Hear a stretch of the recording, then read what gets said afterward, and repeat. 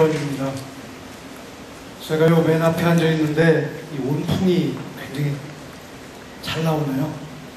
그래서 제 함수율이 자꾸 낮아지는 것 같아가지고 좀 혼났습니다. 여기 올라가니까 더 선선하고 좋은데 여러분 좀 건조하시더라도 들어주시면 감사하겠습니다. 제가 한옥공간의 원형과 신한옥 계획이라는 제목을 붙였는데요. 이것도 우리 정보원 교수님 연구실에서 애초에 정해주신 건데 저는 제목 받자마자 참 좋은 제목이라고 생각해서 별 생각 안 하고 있었는데 준비를 하다 보니까 좀 어려운 이야기 같습니다. 그래서 제가 조금 겁이 나는데요. 일단 제가 그동안 생각한 내용하고 최근에 제가 지도한 그 학위 논문 좀 인용해가지고 몇 가지 생각할 점을 전해드리고 싶습니다.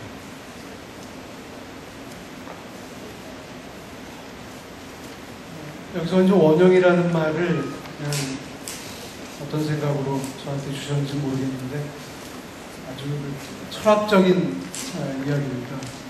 사실 아시겠습니다만은 서양 철학의 역사라는 게 플라톤에서부터 이 원형에 대한 문제 논의가 아니었나 싶습니다. 그 다음에 로크라든지 홈티아든지 최근에 소위 해체 철학자로 하는 데리다는 원형이나 기원은 존재하지 않고 그 사람이 얘기한 차연의 끊임없는 작용에 의해서 재해석될 뿐이다 이런 말까지 한 것 같아요. 그래서 원형이 무엇인가 참 어려운 문제고 여기서부터 제가 오늘 말씀드리는 거에 동의하지 않으시는 분도 계실 것 같고 또 시시하게 생각하시는 분도 계실지 모르겠습니다. 근데 이제 원형에 대해서 많은 이야기가 있고 정의가 있는데 제가 최근에 이런 거를 번역하는 일을 하다가 오늘 말씀드릴 내용하고 제일 비슷한 정의라고 생각하고 제 드린 말씀하고 그래서 하나 가져온 것은 카를 구스타프 융이라고 하는 여러분 잘 아시는 그 정신분석 심리학자의 정의입니다. 원형이라는 것은 모든 개인의 집단 무의식 속에 존재하는 경험으로부터 획득되어 정승되는 기억이라고 많이 했습니다. 그러니까 우리가 이 한옥이라고 하는 것을 원형을 생각할 때도 이것이 우리가 잠재적으로 집단적의 경험에 의해서 가지고 있는 그런 무의식적인 기억의 문제, 또 정서의 문제 이런 것과 밀접한 관련이 있다고 생각합니다. 그래서 그것을 어떻게 이제 그 무의식이 좀 발동한 거죠, 우리 사회가.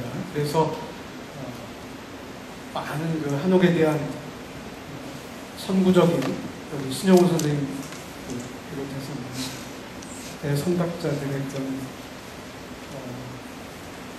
가르침이나 또 고통스러운 연구가 있었지만 그것이 어쩐 일인지 최근에 와서 저로서는 잘 이해 못하겠습니다만 어떻게 이렇게 여러 가지가 잘 맞아가지고 이것이 우리 사회의 하나의 현상, 트렌드가 되고 또 아까 발표 중에 나왔습니다. 하나의 브랜드가 되는 그런 시점에 있다고 생각합니다. 그래서 이것이 어디로 튈지 모르는 이런 것이죠. 그래서 그런 거에 대해서 아까 한옥은 하나가 아니라고 이해준 교수님 말씀하셨는데 저도 항상 이렇게 들었습니다만은 그래서 하나의 합의를 이루는 것은 아니겠습니다만 대체적으로 한옥 또는 신한옥이라는 게 되게 어떤 것이다 하는 그 이야기가 좀 성립이 돼야지 그 다음에 예를 들어서 오늘 공주 숙박촌이 참 잘 되는 건지 아니면 조금 더 보완할 게 있는 건지 이런 이야기가 따라서 나올 수 있을 것 같습니다. 보시는 거는 그림은 밀양에 있는 영남루라고 하는 조선시대 한옥입니다. 밀양이라는 도시가 제가 최근에 한 3, 4년 동안 우리 역사 도시를 순례하는 그런 고상한 일을 하고 있는데 밀양이라는 도시 참 품격이 있는 도시였습니다. 그 밀양의 품격은 절반 이상은 영남 높은 곳에 자리 잡은 영남루의 그 이미지라고 할까요? 아우라가 그 도시의 품격을 주고 있지 않나 그런 생각을 해봤습니다. 그리고 저 밀양루라고 하는 것은 온전하게 마루로 된 건물입니다. 마루가 우리한테 표상하는 것, 그것은 무엇일까? 또 이런 걸 생각해보면 이게 도시에서의 개방적인 공공성도 될 수 있겠고 여러 생각을 하게 만듭니다.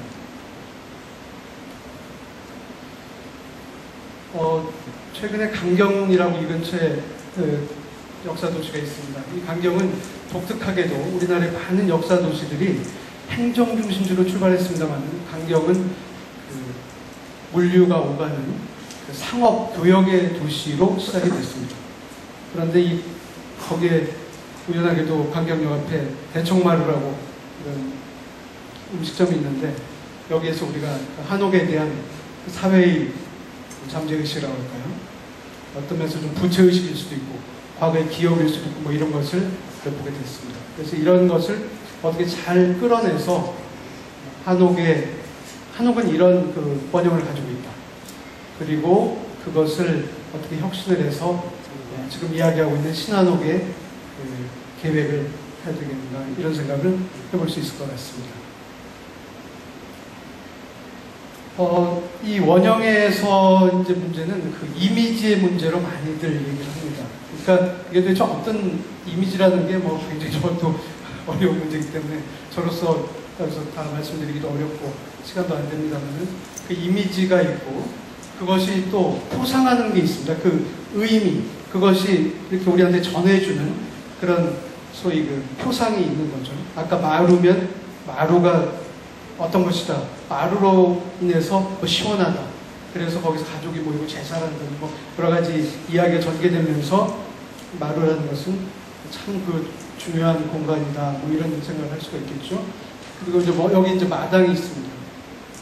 마당이 있는데 이 앞마당을 집이 이렇게 튀어진 미음자로 둘러싸고 있는데 이 마당이라는 것이 벌써 사람들이 여름이기 때문에 마당에 한 사람 넘는 겁니다. 뜨거워서. 그렇지만 저 뜨거워진 마당이 이 대청을 시원하게 해주고 있습니다. 바람의 대류를 일으키고 있는 거죠. 그래서 저 대청에는 또 작년 가장 여름 더웠던 날입니다. 제 연구실에서 한옥을 보는 서구의 시각이라는 프로그램을 진행하면서 오프닝 행사 중에 하나로 여기서 국악 연주를 청해 들었는데 저희가 다 걱정했습니다. 이 사람 더워서 땀 질질 흘리고 화장 다 지워지면 어떡하냐고 해서 옆에 사실은 에어컨 있는 방이 있어서 거기 들어가서 하자는 의견도 있었는데 실제적으로 약간 더위가 있었지만 땀이 흐를 정도도 아니었습니다. 그래서 이게 우리가 그늘에서 햇빛 좀 들어오더라도 크게 이쪽 안쪽으로 들어오지 않는 그늘에서 잘 이런 연주를 감상할 수 있었습니다. 이렇게 마당하고 마루가 연결돼서 한옥의 핵심적인 공간을 이루고 있는 것 같습니다. 그래서 그 한옥이나 마을이라고 하는 것은 표상하는 것이 있다고 생각합니다. 그것은 대단히 정서적인 문제고 우리의 역사, 우리 존재의 정체성과 관련되는 문제이기 때문에 대단히 중요한 문제라고 생각합니다. 그래서 옆에다 영어를 써놓은 이유는 이것을 굳이 번역을 한옥을 코리안 스타일 하우스나 마을을 세틀먼트나 빌리지로 번역하지 않는 이유는 저렇게 그것이 번역어로는 이미 전달되지 않는 어떤 의미, 표상을 우리한테는 이미 가지고 있다고 생각해서 저는 써봤습니다. 이것은 우리나라만의 문제는 아니죠. 사실 일본에서도 지금 일본의 마을을 자기들 고유의 어떤 정서와 결합되는 또는 생태주의적인 삶의 방식과 결합되는 것으로 이렇게 정의해서 그것을 아주 보통명사화하려고 하고 있습니다. 그래서 사토야마라는 말을 가지고서 이렇게 국제회의도 하고요. 우리가 마을 갖고 좀 국제회의하는 거하고 마찬가지죠. 꼭 일본이 그래서 거기에 대응해서 하는 것은 아니고요. 이것이 전달해주는 정서적으로 또는 문화적으로 전달해주는 그런 이미지나 표상이 있다. 이것을 잘 짚어내서 이것을 신한옥에서 어떻게 구현할 것인가 하는 것이 중요하다고 생각하고요. 사실 여기에 많은 업계, 소위 사업을 한옥이나 또 목재 관련 사업을 하시는 분들이 나와 계신데 그런 것을 잘 짚어내는 게 굉장히 고급 마케팅이 되지 않겠는가 그런 생각을 해보았습니다. 이 집은 공주에서 30여 분 거리에 있는 영재고택이라고 하는 과거 윤중 선생부터 이렇게 불렀던 한옥의 안채입니다. 지금부터 거의 정확하게 300년이 됐다고 합니다. 이 집에서 그 한옥의 원형적인 모습을 잘 찾아볼 수가 있는데, 여기 뭐 이 근처에서 오신 분들 한번 가보신 분들 대부분이시겠습니다만 가보실 걸 권하고 싶습니다. 여기에 지금 배치 평면도 2개를 이렇게 나란히 놓고 있습니다. 이 그림과 이 그림은 척도와 방위가 같습니다. 그러니까 같은 크기의 자로 정확하게 실측을 해서 그린 겁니다. 위에 있는 그림은 18세기 초에 지어진 조금 전에 그림으로 보았던 명제고택입니다. 조금 전에 보셨던 게 2번 대청에서 이렇게 1번 앞마당 쪽으로 찍은 사진입니다. 이전의 집은 이렇게 넓은 터를 차지하고 있었고요. 여기서 다 표현되지 않았습니다만 이것은 교촌, 향교가 있는데요. 노성 향교가 있는데 그 마을의 끝자락에 말하자면 종가 같은 그런 종소는 아닌 것 같아요. 그 종가집 같은 위상을 가지고 있습니다. 그리고 일부 바깥 행랑 같은 것이 철거돼서 없어졌다고 합니다만은 여러 개의 채로 구성이 되어 있고 또 마당들이 서로 다른 형태로 아주 넓은 개방된 사랑마당, 또 사적인 안마당, 더 내밀한 좁고 긴 뒷들 이렇게 쭉 형성되어 있고 사당이 있습니다. 이렇게 돼 있던 것이 한 200년 흘러서 안성에 가보니까 이런 집으로 어떻게 보면 좀 쭈그러들었다고 할까요? 굉장히 컴팩트하게 바뀌었습니다. 안성의 가장 중앙 도로는 남북으로 나 있지만 길 이름은 동서로입니다. 아마 동서를 가른다고 해서 그런 말이 붙은 것 같습니다.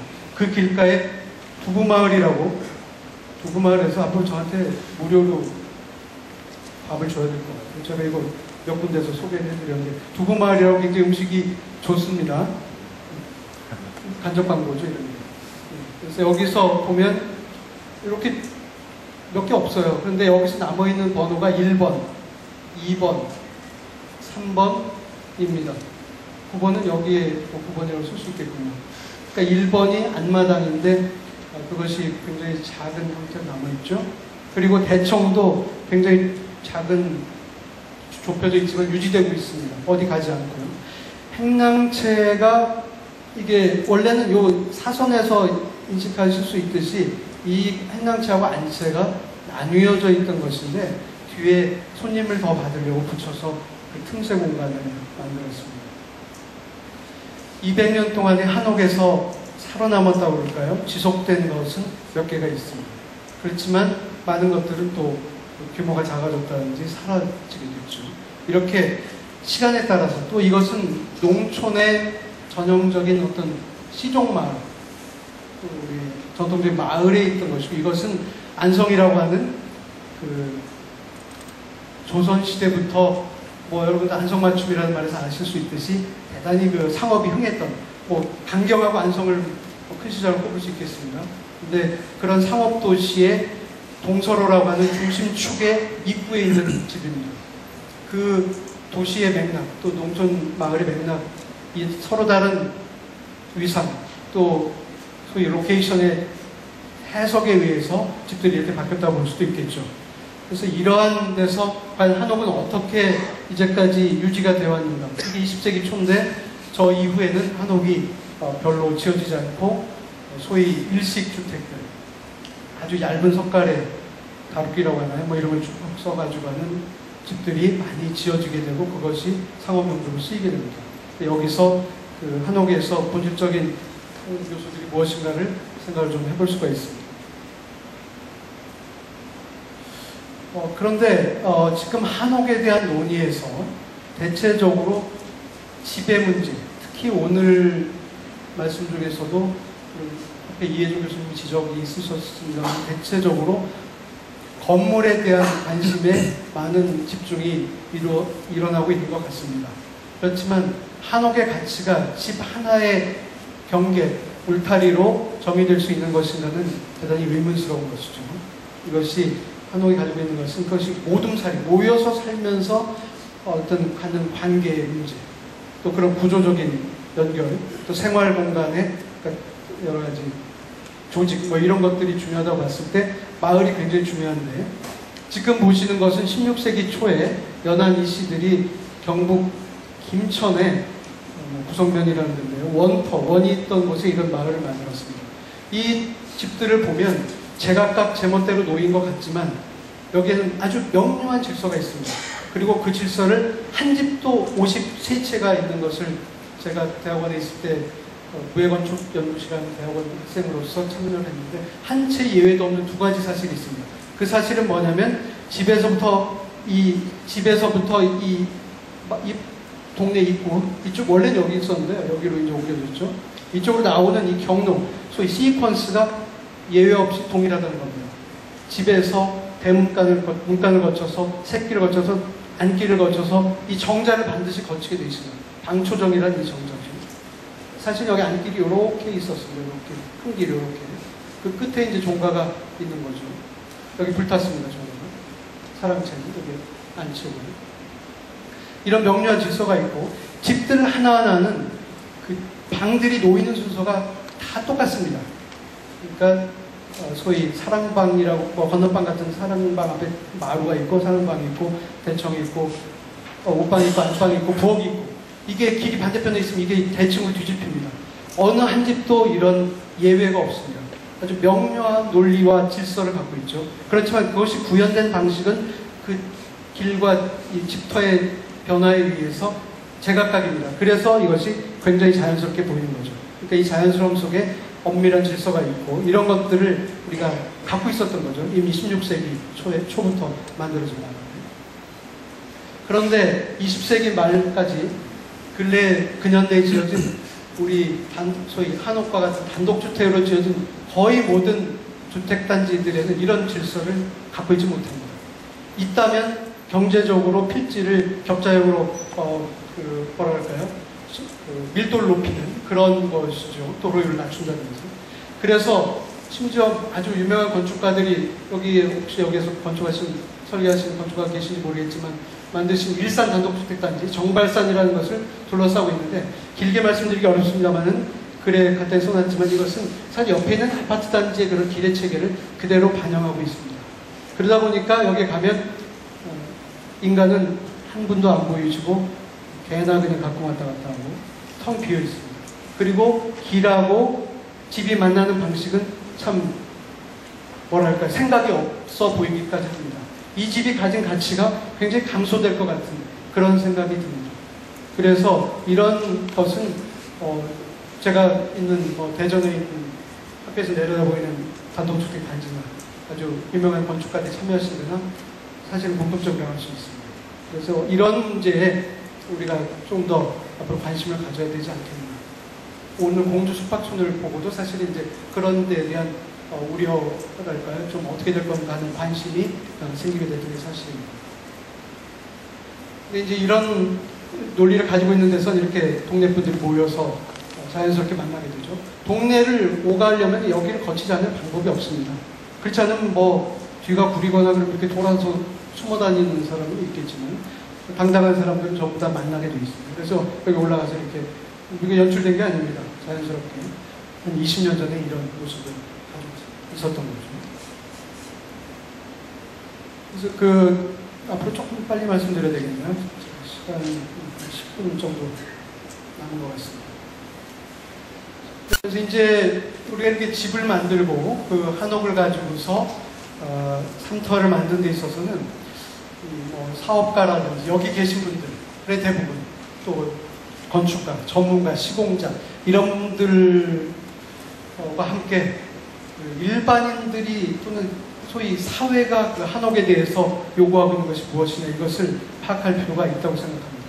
이것이 괴리가 생겼을 때 어디선가 괴로움이 생기고 문제가 있을 수 있다고 생각했어요. 그것을 그대로 반영할 것인지는 생각을 해봐야 되겠습니다만 그것이 무엇인지를 알아봐야 된다고 생각하는데 제가 이성경이라는 학생의 그 논문, 한남대학교 최근의 논문을 갖다 요약해서 말씀을 드리는 것으로 대신하겠습니다. 이 방법은 그렇게 많지 않은 사람들을 심층 면담 조사라고 하는 아주 그 속마음을 드러내게 하는 그 면담 기법이 있습니다. 그것을 가지고 진짜 한옥에 대해서는 어떤 그 생각을 가지고 있고 어떤 상처를 가지고 있고 또 어떤 소망을 가지고 있는가 이런 것을 분석한 내용인데 그것을 정리를 해보니까 공간 요소와 의장 요소와 재료 요소로 이렇게 나눠볼 수가 있었습니다. 그리고 그것들이 각각이 표상하는 것을 한번 이것은 연구자 입장에서 한번 해석을 해볼 수가 있었는데요. 그 내용을 간단히 소개해 드리겠습니다. 공간 요소에서 가장 중요한 것은 마당과 마루라는 것을 도출할 수가 있었습니다. 그러니까 쉽게 얘기하면 마당하고 마루가 없으면 한옥이라고 생각을 안 하는 것 같다는 겁니다. 그 조사에 의하면. 그래서 제가 아까 그림에서 마당과 마루를 결합해놨는데요. 보여드렸는데요. 이게 우리 언어학적으로 어원도 마당과 마루가 같다고 합니다. 제가 전문가 아니기 때문에 잘 말씀드릴 수는 없습니다만 제 읽은 바에 의하면 그래서 실제적으로 공간적으로도 이게 같이 결합돼서 사용되고 있죠. 그래서 이것이 가장 중요한 공간 요소가 되고요. 그 다음에 의장 요소는 지붕이 굉장히 중요한 요소가 되고 있습니다. 그래서 우리가 기와 지붕만 보면 한옥이다 뭐 이렇게 이야기를 하지 않습니까? 근데 잘 보면 일본 기와인 경우도 있죠. 그리고 또 하나는 창문입니다. 창문의 독특한 창살이라든지 창호지라든지 이런 것들이 있고요. 그 다음에 재료는 나무와 흙이라고 하는 자연 재료를 역시 가지고 있어야 된다. 이제 여기서 벽돌로 지은 건 어떻게 되느냐? 콘크리트 블록을 쓰고 어떻게 할 것인가? 이런 문제가 나올 수 있겠습니다. 근데 이것들이 표상하는 것은 굉장히 많이 분석이 됐는데요. 가장 첫 번째로 말씀드릴 수 있는 것이 개방성입니다. 한옥은 조적조와 달리 벽체를 다 없앨 수 있는 거 아닙니까? 구조적으로. 그래서 이것이 개방성을 가지고 있는 것인데 주로 마당, 마루, 창호 이런 것들이 이 개방성과 직접 관련되는 요소로 이해가 분석이 됐습니다. 그 다음에 또 하나의 성질은 연계성입니다. 우리가 아파트에 살면서 공간이 사실 독립성은 있지만 그것들이 연결되고 있다고 생각할 수는 없죠. 물론 물리적으로 연결됩니다만 그것은 연결이라기보다는 그냥 문을 통해서 이렇게 통하는 거죠. 그런데 이게 연계성의 문제는 마당, 마루, 창호 이런 것들이 관련이 됐다고 해석이 되고요. 그 다음에 또 하나는 다양한 활동을 담을 수 있다는 겁니다. 아파트에 살면서 아파트를 대비해서 말씀드리면 우리가 뭘 하고 싶은데 못하는 게 많이 있습니다. 애완견 키우기도 힘들고 앞집 아주머니가 놀러와도 식구들이 다 도망가야 되고 여러 가지 문제가 있죠. 그래서 이런 다양한 활동이 담겨진다는, 아까 심지어 음악 연주도 할 수 있는 그런 공연의 장소가 되기도 합니다. 사랑마당에서는 집회의 장소가 되기도 했죠. 이런 활동들은 지금 다 어디서 하느냐? 그러니까 집 앞에 카페가 번성하고 이제 이렇게 되는 것 같습니다. 그리고 또 하나의 문제는 사회적인 접촉, 사회적 소통을 할 수 있는 곳이 있다는 겁니다. 우리가 사회적 존재로서 좀 숨 쉴 수 있는 곳이 있다는 거죠. 마당과 마루가 있어서 그런 것 같습니다. 그 다음에 또 하나는 풍미와 고풍스러움이 있다. 우리가 좀 아까 밀양의 그 영남로를 말씀드리면서 품격에 말씀드렸는데 이런 것이 좀 느껴지는 그 집이다. 한옥은 좀 고상하다. 그래서 이것이 이제 어떻게 허위의식하고 이제 연결될 수도 있는 아주 문제이기도 하고 복잡한 생각이 듭니다만은 마루, 지붕, 창호, 나무 이런 것들이 풍미하고 고풍스러움을 준다는 생각을 하고 있고요. 사람들이 개성이 있다. 한옥은 다 다르다는 겁니다. 자세히 보면 집 하나는 같지만 집들이 모여서 이뤄내는 그 하나의 복합체로서의 한옥, 그것이 그야말로 한옥이죠. 안채 하나가 한옥이 아니고 사랑채와 또 사당 이런 것들이 엮이는 이것은 대단히 개성이 있다는 겁니다. 이것은 모든 요소들이 다 결합돼서 개성을 만들어내고 있습니다. 또 자연과 조화를 이루고 있다. 마당, 또 지붕하고 자연 경관과는 아주 조화를 잘 이루고 있다는 겁니다. 우리의 그 자연 경관과 잘 조화를 이루고 있다는 거죠. 제가 학부생 시절인가 우리 신영훈 선생님 강연에서 이 말씀을 처음 들었던 기억이 아직도 생생합니다. 아무튼 그때는 지붕의 형태를 갖고 말씀하셨던 것 같습니다. 그런데 아무튼 지붕이라고 하는 그 요소 자체가 자연과의 조화를 이렇게 표상하고 있다는 겁니다. 실제 그렇든 전문적인 해석이 어떻든 일반인이 이렇게 생각하고 있다는 거죠. 그 다음에 아주 안정감이 있다. 이것은 지붕의 그 무게 1대1의 비례, 몸 엘리베이션에서 그 절반 쪽을 차지하는 지붕이 안정감이 있다. 참 안정감 있는 집이다. 이렇게 경박하고 붕붕 떠다니는 집이 아니고 정착되어 있고 우리의 존재를 좀 안정시키는 그런 집의 느낌을 준다는 거죠. 그 다음에는 뭐 건강을 상징하고, 이거 뭐 쉽게 예상하실 수 있겠죠. 나무나 흙이라는 자연재료, 이것으로부터 그런 생각을 많이 갖고 있는 것으로 분석이 됐습니다. 그 다음에는 친숙하고 따스하다. 우리가 기둥을 한번 만져보고 싶다는 겁니다. 이렇게 뭐 방바닥도 좀 만져보고 싶고, 몸을 스치고 싶고, 기대고 싶고, 눕고 싶고, 좀 차갑고 의자를 놓고 떨어지고 싶고 뭐 이런 것이 아니죠. 그래서 방바닥에 쳐서 앉는 거 아닌가 싶습니다. 나무와 흙이란 자연재료가 그런 느낌을 주는 것 같고요. 마지막으로 좀 뜻밖의 의견이 있었는데요. 그것은 유지와 관리가 필요한 집이다. 이것은 내버려둬 가지고 유지 관리가 편리한 집이 아니고 끊임없이 손이 가서 뭔가를 해줘야 되는, 우리와 이렇게 뭔가 커뮤니케이션, 집 자체가 서로 대화를 나눠야 되고 뭔가 그 손길을 보내야 되는 그런 곳이라는 그 분석을 했습니다. 이런 많은 표상들을 갖고 있는 한옥에서 우리가 만들려고 하는 신한옥은 도대체 이 중에서 어떤 것들을 느끼게 해줄 것인가, 그리고 이것을 연상시키고 사람들의 기억에서 그런 것들을 뭐 충족시킨다고 할까요? 거기에 대해서 깊이 생각을 해봐야 될 것 같습니다.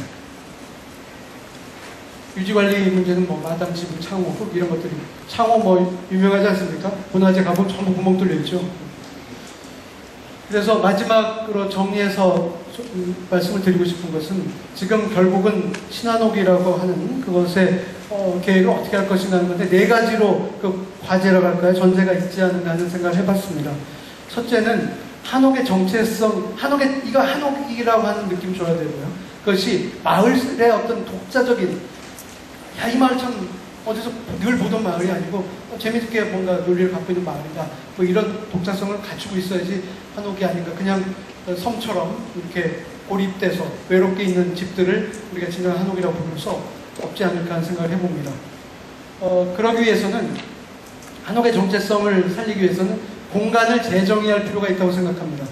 우리가 생각하는 한옥은 조선시대 중기 이후에 완성된 주거 유형을 일반적으로 지칭하고 있다고 했을 때, 지금 수백 년이 흘렀습니다.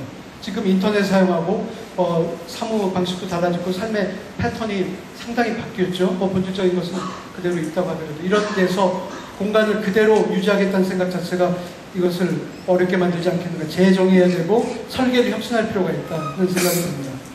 또 하나는, 제가 이 이야기는 그래서 조금 길게 써놨습니다. 한옥 마을 체계라고 하는, 한옥과 마을이 가지고 있는 공간 구조적인 또는 공간 이용상에서의 그 관련성의 문제를 만들어내야 된다는 겁니다. 과연 그것이 없을 때 이것이 오래 살 수 있는 한옥이 될 것이냐는 좀 의문이 되고요. 이제까지 단독주택이 그 평가절하됐던 것은 여러 가지 이유가 있겠지만, 그것이 존재하는 마을 자체가 사실 아파트에 비해서 경쟁력을 갖기 힘들었던 것, 그것도 중요한 이유가 아닌가 하는 생각을 해봅니다. 그리고 마지막으로는 기술 혁신인데, 오늘 제가 이 공주 숙박촌에서 스튜가의 그 시공, 또 기술에서 인상 깊게 보고 참